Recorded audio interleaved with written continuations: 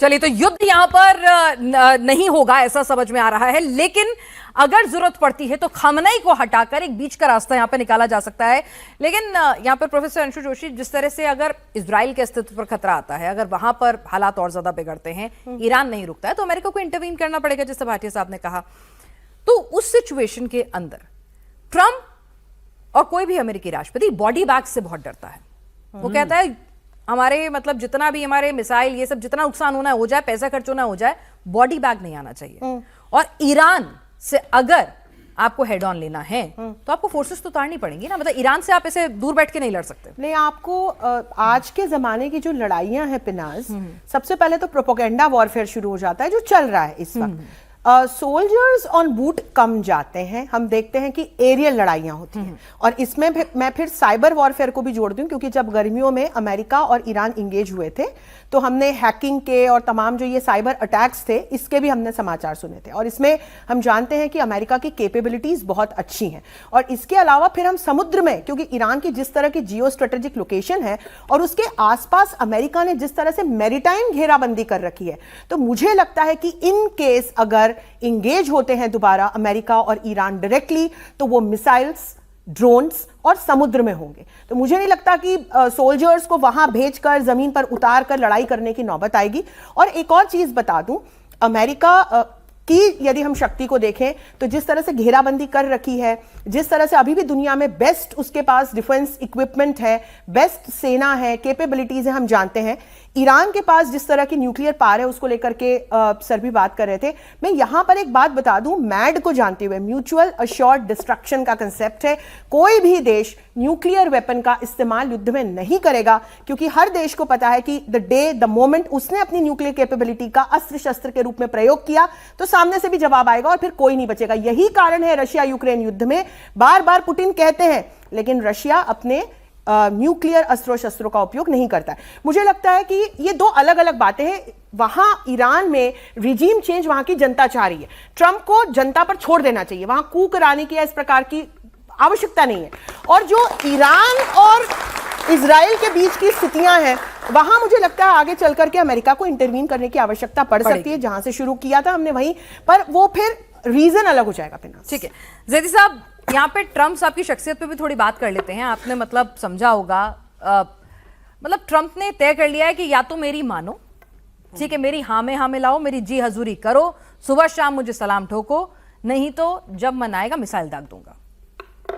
देखिए, इसका इलाज वही है जो ईरान में समझता हूं दे रहा है।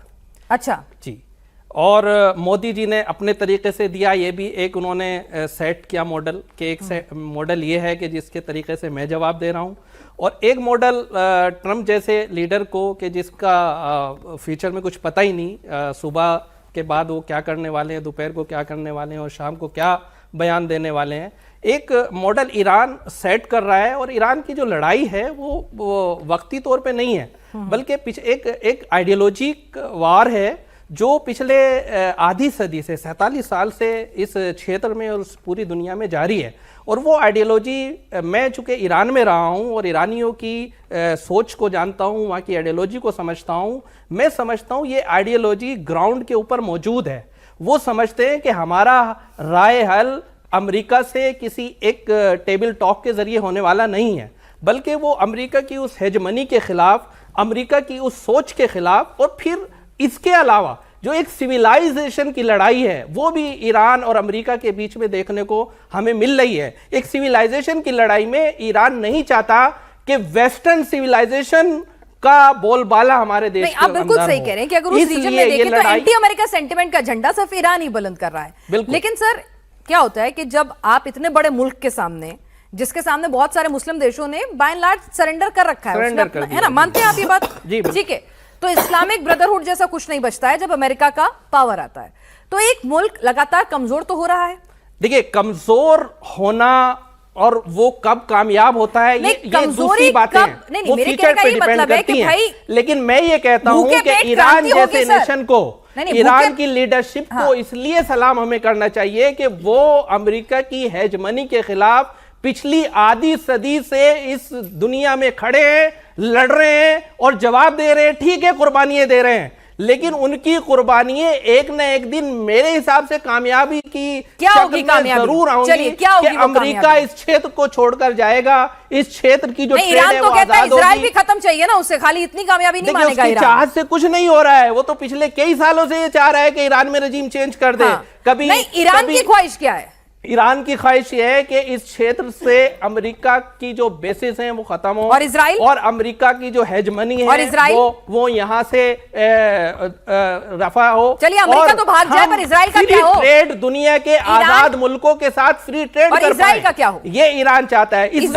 इसराइल इस क्षेत्र के अंदर कोई देश नहीं है, बल्कि ये वेस्टर्न हेजमनी जो है अमेरिका की एक चौकी है, अमेरिका की एक ऐसी बेस है कि जो इस क्षेत्र के देशों के ऊपर, इस क्षेत्र के देशों के ऊपर इजराइल देश नहीं है, अपनी बात मनवाने के लिए यूज होता है। ये अच्छा। आतंकवाद देखा जा रहा है आतंकवाद पिछले कई सालों से। देखिए, इजराइल वो देश है जिसने किसी भी अपने नेबर में होने किसी भी देश को नहीं छोड़ा, हमला किया है, हमेशा हमला किया। ईरान ने कभी किसी अपने नेबर उसके ऊपर हमला नहीं किया।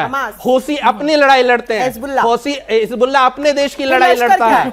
ये सब वो देश, देखिए, एक मॉडल है जो ईरान सेट कर रहा है, और वो मॉडल इस क्षेत्र में कामयाब है। इस क्षेत्र की जनता उस मॉडल को सपोर्ट कर रही है।